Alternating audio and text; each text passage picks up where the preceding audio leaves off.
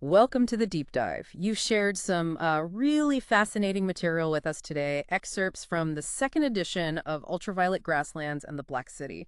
We're about to plunge into this incredibly imaginative world together. That's right. What we have here, it's essentially a guide, a guide to this really bizarre and dangerous landscape called the Ultraviolet Grasslands, or UVG for short. UVG, got it. And for you, our listener, we're going to try and pull out the most interesting bits, the really thought-provoking aspects, kind of a shortcut to experiencing the wonder and the strangeness Yeah. without getting bogged down in every single detail. Exactly. Think of this deep dive as your own personal tour of the UVG. Our mission here is really just to spark your curiosity about this unique setting, give you a real feel for its atmosphere. Mm-hmm. It's a place where, well, you'll encounter the unexpected, pretty much constantly strange discoveries, lurking threats, and these kind of ghostly remnants of civilizations that vanished ages ago. Yeah, totally. Okay, so let's start with, well, with you, the traveler in this world. Who are you and what gets you started on this path? Right, so in the UVG, your character is called the Traveler. And the source book gives you this really intriguing way to kick things off. It's a D50 table. Think of it like a huge menu of possibilities you roll against. D50, wow. Yeah, it helps define who you are, what's driving your journey, maybe even what strange thing you're carrying. Some of these starting points are just wonderfully weird. Like, imagine being a Decapolitan ambassador, right? But you're carrying a black metal vertebra. What's Yeah. that about? Exactly. Or maybe you're a folk historian from the Redland district, dreaming about the world ending, and all you've got is half a white porcelain skull. It just throws you right into this feeling that anything could happen. Precisely. And there's others too, like the Void Skiff, who seems immune to side effects. Maybe they travel between worlds.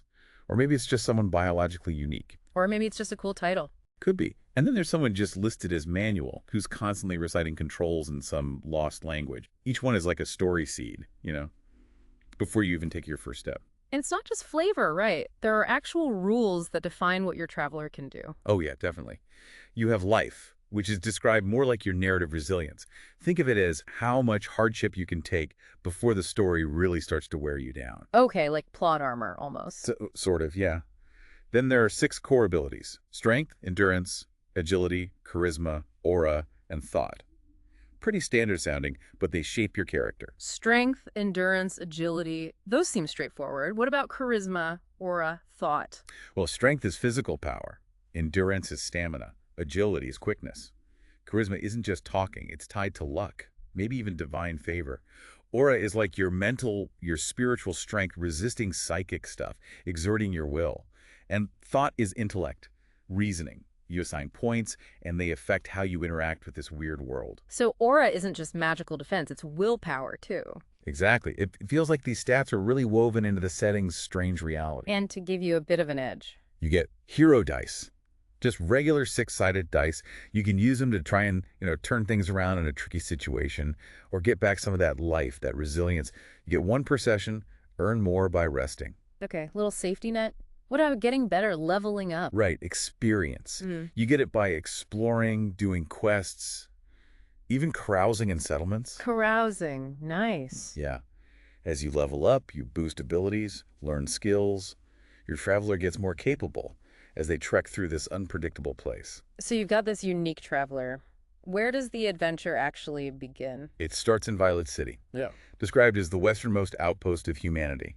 It's the last real taste of, well, civilization, before you head out into the huge, trackless steppe of the ultraviolet grasslands. The edge of the known world, basically. Pretty much. It's a city of contrasts, they say. A bastion against the hordes, whatever they are, but also a bustling entrepot to the exotic sunset lands. A trading hub for all kinds of strange stuff. It's the last familiar place before things get truly, wonderfully weird. Okay, so you're in Violet City, geared up, ready to go. What does the world outside look like? I heard the map is different. Yeah, that's a really key part of the UVG feel. The map. It's intentionally incomplete. It shows the big stuff, the major landmarks you can't miss. Right. But it leaves out, deliberately, Yeah. all the smaller details, hidden valleys, forgotten ruins you might just stumble upon. So you have to fill it in yourself. Exactly. The design really pushes exploration and discovery. The idea is your journey is unique. You, the player, fill in the blanks, mark your routes, your finds. It's like the world unfolds just for you as you explore it. That's pretty cool, like a shared creation between the game and the players. Totally. So from Violet City, what's the likely first step into this unknown territory? Well, a common route takes you into the steppe of the line nomads.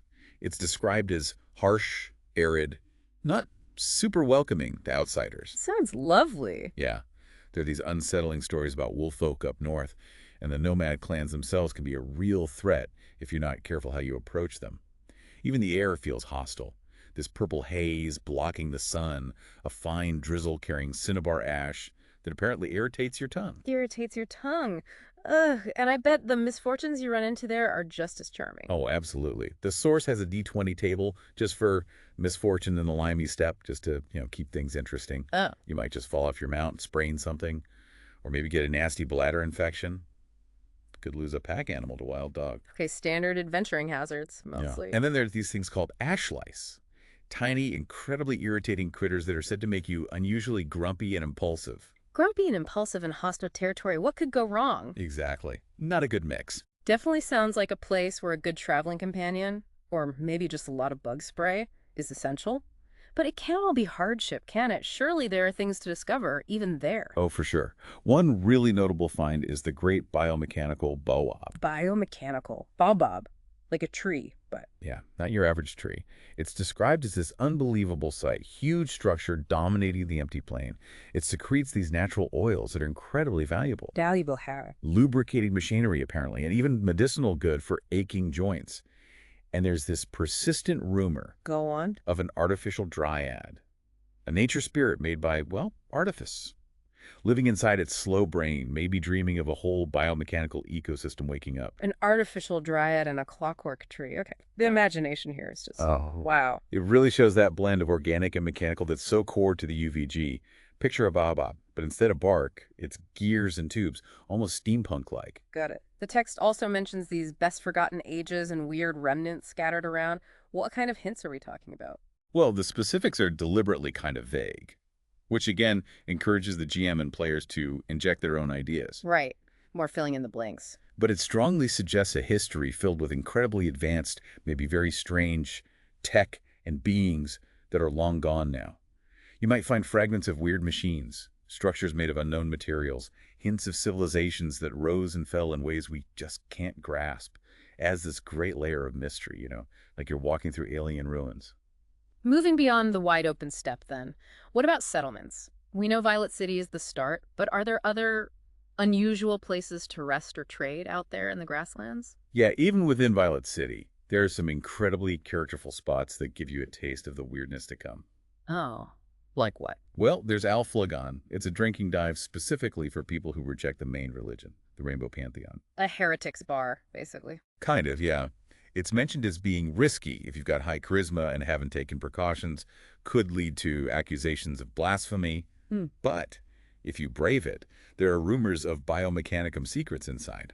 Forgotten tech, weird biological knowledge maybe. Biomechanicum secrets in a blasphemous bar. Love it. What else? And you have Null Sanctiments, described as a holy water and Felix Whiz bar. Felix Whiz? No idea, but it's where the more refined folks hang out, drinking cat coffee. Cat coffee, okay. And doing things described as fashionable but ineffective. Apparently it nourishes the soul but not the body. Which is interesting, right? Regulars might find it harder to heal physically but get a slight mental boost.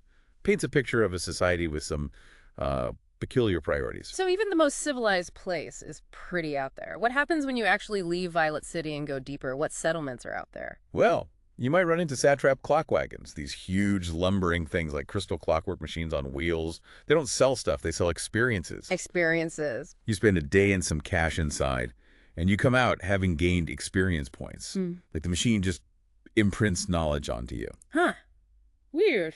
Then there are the helpful wandering Sarai, basically mobile villages. They offer security, supplies, and you might meet unique characters there, like this Greenlander vet named Beauregard and his prize cat rifle. He is what now?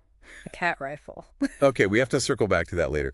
What other strange landmarks or maybe more permanent settlements are out there? Okay, there's the crystal pylon of memories given away. Sounds ominous. It said it can turn your memories into life force, literally. Touch it with your forehead, you permanently lose a point of thought your smarts, but gain a point of life resilience. That's a heavy trade-off. Totally. And it's guarded by a hungry ghost at night and laser-faced millipede mechs by day. So yeah, accessing it isn't easy. Laser-faced millipede mechs. Right?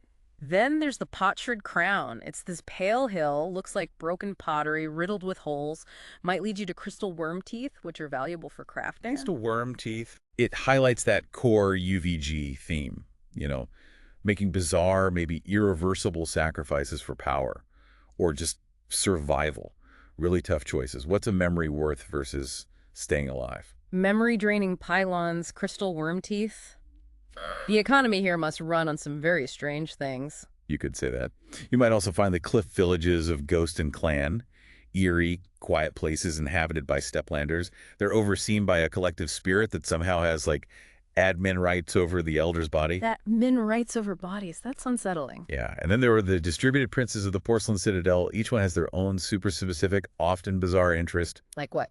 Like there's a conservation society for some unknown creature, a mollusk appreciation denomination, and the rites of animated teratology. Animated teratology. Sound like something involving monstrous creations. Probably best not to ask too many questions there. Probably wise. But this incredible variety, right? It feels like around every corner there's just something utterly unexpected waiting. That really seems to be the essence of it. You mentioned individual houses, too. Yeah. Like the House of the Unbowed Cardinal Nomad, supposed to have great BBQ and maybe nomad secrets if you earn their trust. Or a place literally called Your Life Burns Faster in This House. Catchy name. Known for radical politics. And apparently managed by a Vome in a box. A Vome in a box? Is that a creature? Kept in a box. The text doesn't really spell it out, leaves it to your imagination. Yeah. But yeah, suggests something unusual, probably biomechanical, maybe a little disturbing. Right. Okay, so we've got these strange settlements, even stranger people, but the grasslands themselves, the actual environment, must have its own challenges and wonders. Oh, absolutely. Take the Grass Colossus region, marked by this pervasive dark radiation, frequent violent lightning storms, and just intense baking heat. Sounds like a fun place for a picnic. Right. But even in these hostile conditions, you get bizarre events like the barbecue by the Colossus involving sacred sacrifices or the shaming of the chiefs, a somber ritual about mortality. Even facing that danger, life or these weird rituals goes on. That resilience or maybe just sheer strangeness seems key. What about heading out from some of the more remote spots, like that last Sarai you mentioned? Yeah, from places like the last Sarai, you've got various paths to even weirder locations. You might find a static ghost, a soul trapped in a badly designed psychic prison left over from something called the Ignored Tower.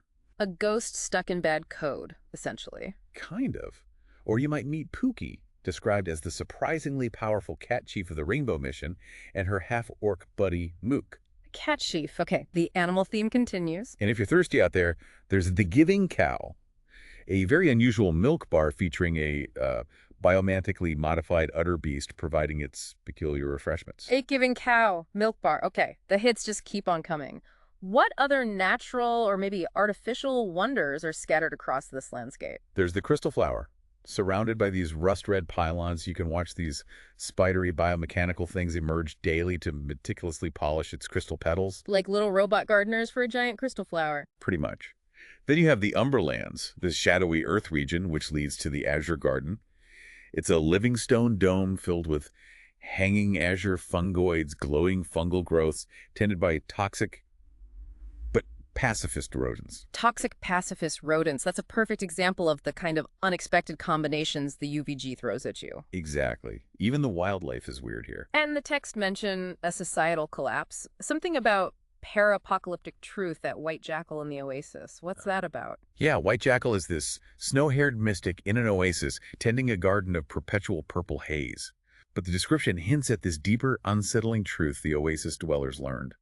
Something so profound it led to despair, even suicides. Wow. It suggests that maybe the very nature of reality in the UVG is fragile, or maybe just inherently disturbing. It really feels like we're just scratching the surface here. What happens if a traveler decides to go really deep into the most remote parts of the grasslands? Does the weirdness just ramp up exponentially? Oh, absolutely. You might find the eternal snaking marker, It's this cyan stone etched with fractal serpent patterns. Supposedly has strange properties, like healing mental issues but costing you physical endurance. A gathering place for spiritual seekers. Heal your mind, weaken your body. Another trade-off. Then there's the near moon. People mythologize about a palace inside, but nope. It's an ancient impact crater filled with dangerous shade worms and an automine run by totally humorless servitor vomes. Vomes again, they seem pretty central to this whole biomechanical thing. They really are. Hmm. And if you actually go inside the warm mantle at the near moon, things get properly bizarre. How bizarre are we talking? Isolated saber-toothed flea antibodies. Saber-tooth flea antibodies, like microscopic predators. Apparently. Also enzyme gelatinoids and even nucleolithic post-humans scuttling around in the debris. Deep inside are the archives of the crystal ship, said to hold the decayed personalities of a lost species. Decayed personalities, that's wonderfully grotesque. What other strangeness awaits in the deep regions? Well, there are the Red Bear clans, fiercely dedicated to keeping the enigmatic Madam and her iron belly functional. What that actually is, very vague, very intriguing. Madame and her iron belly, okay. You might find the Fairy Graves, a huge area with hundreds of old watercraft preserved in gelatinous sarcophagi. Maybe find a working vehicle, but probably dangerous. A scrapyard of ancient boats in jelly. Basically, the High Horse Steppe has these weird depressions, supposedly hoof prints from ancient sky horses. Old Isle is a decaying artificial island with leaking water vomes and savage villagers. And the light itself gets weird. The gray glow region has icy ruins and phasing nomads popping in and out of existence. Phasing nomads, it sounds like a fever dream made real. But the spectrum of weirdness continues, right? We still have places like the Gallgrass and Rose Towers. Right. The Gallgrass is another unique region, and the Rose Tower structures made of rose-colored land coral. They're inhabited by doomed machine humans. Doomed machine humans. Yeah, apparently reliving something called the optical era. They get restored weekly by a massive ancient autophac, another one of those artificial organisms. It speaks to this strange cycle of creation, destruction, weird preservation. Machine people trapped in a loop in coral towers. That's a hauntingly beautiful, surreal image. What about landmarks or paths in this area? You might find Boulder Ford, a crossing point marked by 3 huge boulders made of solidified ancient vehicle remains. They call it post-Fordite. Post-Fordite, like Yeah. melted cars turned to rock. Sounds like it. Or the unsettling 3-sticks prismatic soul accumulators that somehow generate their own bizarre, unpredictable weather. Weather-controlling soul prisms, okay. You might find satrap outposts, boring-looking pastel towers, but inside are bored satrap duplicates and their ecstatic servants. And there's a gemstone tomb in a lake of oil. Gazelles with gemstone eyes guard a crystal that, if you touch it, Let me guess something weird happens. it infects your skin with self-replicating gems. A souvenir that keeps on giving, or maybe taking over. Self-replicating skin gems sounds like a very persistent treasure. Or curse. The text also hints at various apocalypses, past or future. Yeah, there are these cryptic clues scattered about. Things like a crystal sphere suddenly blocking interdimensional gates, uplifted rat-monkey hybrids rebelling, or the ominous dark machine one day just manifesting to eat the world. Uplifted rat monkeys. Okay, it adds this background hum of threat, suggests a history full of cataclysms, makes the current weirdness feel almost normal by comparison. A world constantly feeling like it's on the edge of something huge and probably awful. Okay, before we get to the Black City itself, there's the Ivory Plain and some key spots leading towards it. Exactly. The Ivory Plain is this vast, pale expanse. On the way, you might hit the dead bridge super precarious, crossing over a seemingly bottomless chasm. Fun. And the Dark Light Passage, a route known for its oppressive, unsettling vibe. You might also find the endless houses, silent, empty ruins of a civilization that apparently consumed itself from within somehow. Spooky. And then, finally, the Black City. This sounds like the ultimate destination, the heart of the UVG. It really is a focal point, marked by 5 grand portals, their purpose, origin, total mystery. It's considered the domain of the last and most divine secretary. Very enigmatic figure. The last and most divine secretary.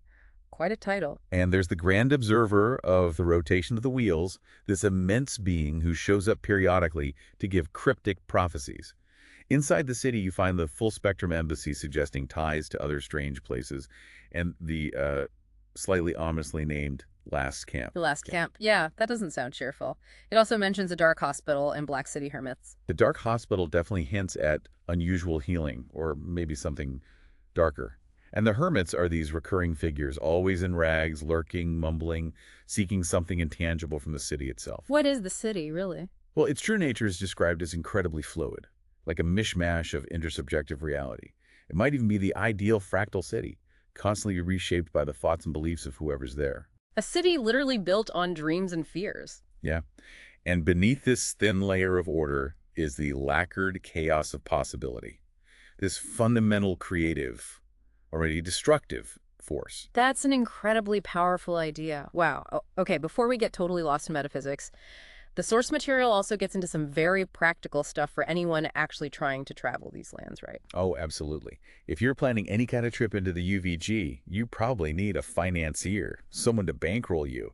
They might even insist on a cheesy logo for your adventuring company. Huh.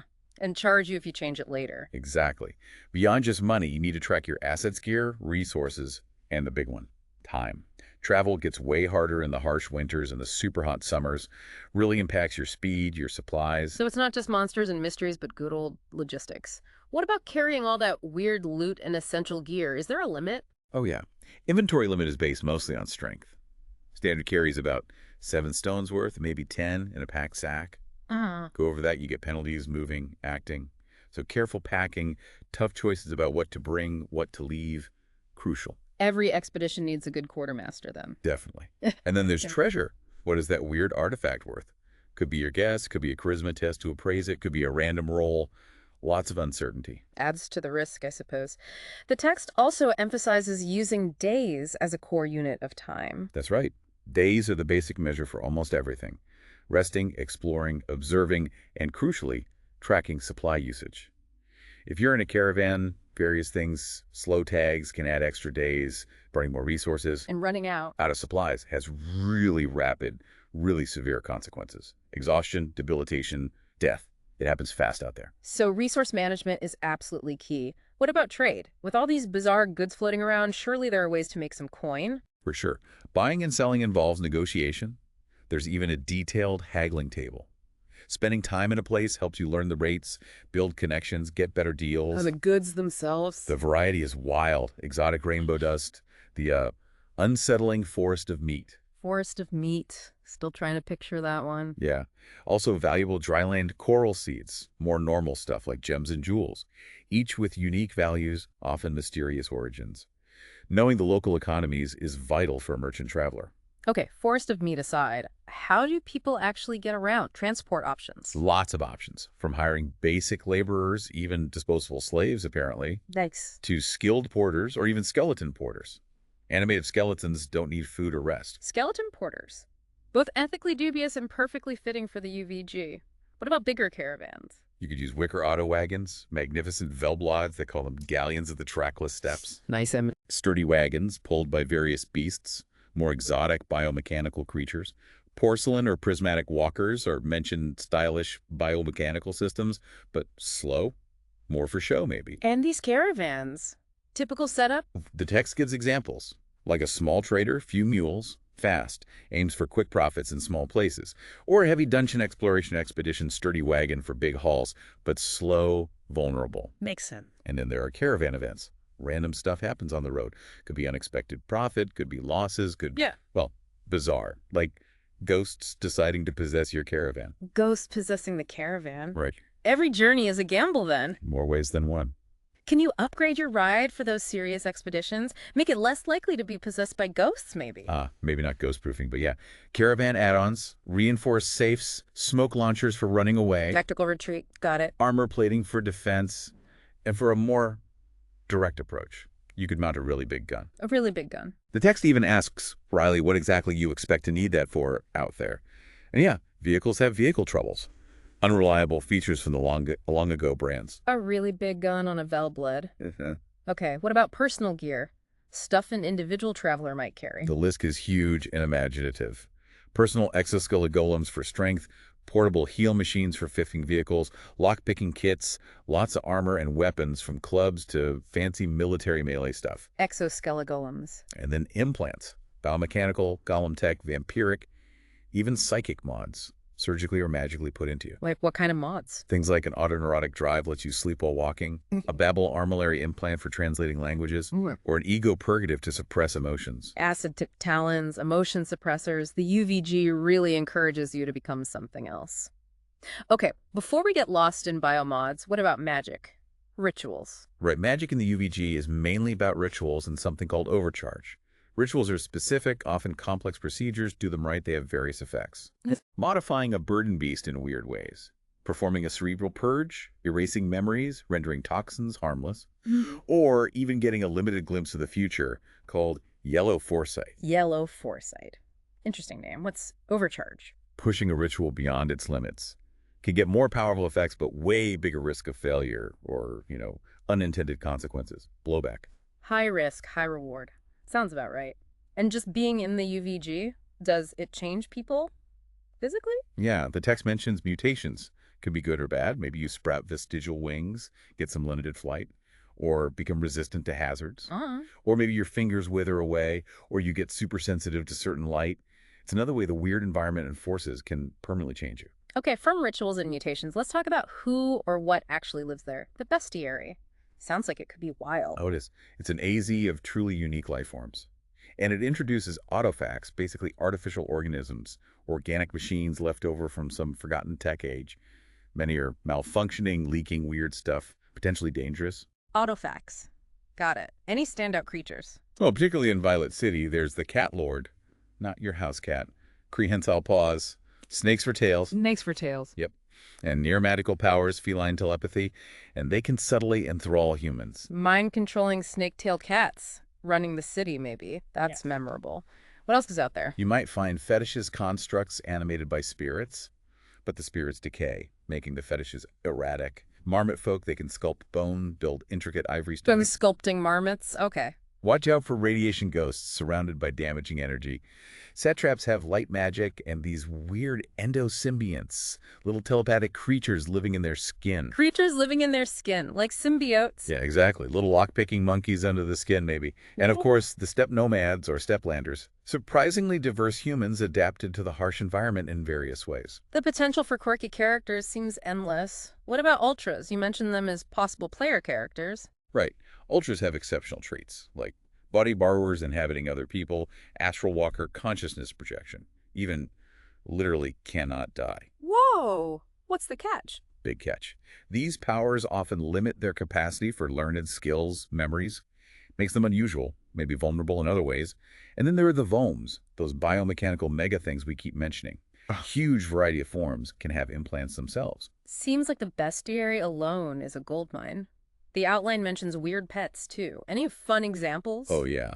You might befriend a baby dragon with a surprisingly strong blowtorch breath, a blithe badger that's immune to magic, a mischievous monkey who's a master pickpocket, A magic immune badger. I like it. or a punctilious parrot obsessed with diplomatic protocols. And don't forget the magic magpie has an extra-dimensional space for hoarding tiny things and loves telling terrible jokes. A magic magpie with bad jokes. That's exactly the kind of delightful absurdity that makes the setting pop. What about sample NPCs? Any interesting individuals? You might meet Spicer Saduba Rudani, totally convinced they're an alien trapped in a human body. Huh. Or Thief Toredo Similingi, notorious drug addict, also secret heir to a fortune. Classic tropes with a UVG twist. And thrill seeker Tisana Ceruleo Young, inexperienced but maybe the focus of some grand dangerous prophecy. Great starting points for GMs to populate the world. So the UVG is just teeming with strange life, stranger people, a rich tapestry. But what about the big mysteries, the unanswered questions hanging over everything? Yeah, lots of layers of mystery. The text asks about the gates and portals everywhere. What did the builders call them? What do they do? And crucially, how might they malfunction? Probably badly. Right. Time distortion is a big one. Objects, even whole places affected by weird temporal glitches. The harsh climate, where did it come from? Why is it like this? And the strife, this ancient, terrible war. Left behind fragments of powerful weapons, maybe created some of the bizarre creatures. A world where time itself is unreliable adds a whole other layer of danger. What about history, culture, forgotten stories? Definitely hints of rich, fragmented history. Fabled stories, forbidden histories predating the current Rainbow Order. Lots of different languages, each with its own quirks, from common greenspeak to the mysterious blue tongue. Blue tongue. And these core concepts, ha, body, ka, soul, ba, personality, a framework for understanding beings, the link between physical, spiritual, mental, even the difficulty of bringing back your dead highlights the unique metaphysical rules here. It sounds like every little piece of the UVG has its own strange lore waiting to be uncovered.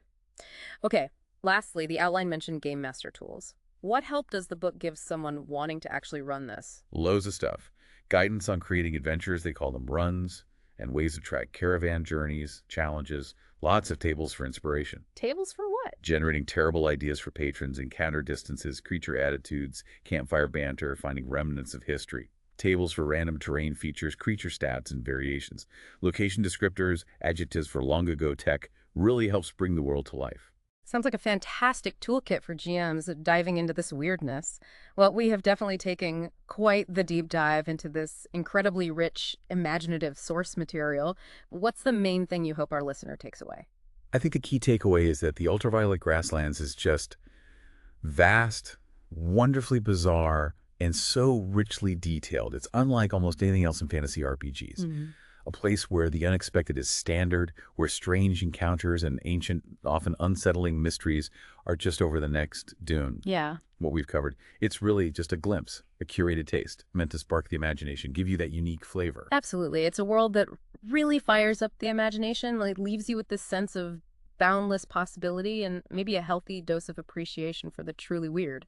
So as you, our listener, ponder these strange landscapes and unforgettable inhabitants we've talked about, maybe take a moment, consider what kind of traveler you would be in a world like this and what truly bizarre, wonderful discoveries might be waiting just beyond Violet City's walls. Yeah, and if any particular part of the UVG really grabbed you, the biomechanics, the weird societies, the history, the creatures, definitely let us know. Maybe your curiosity will steer our next deep dive into another fantastical setting or game world. Thanks for joining us on this journey.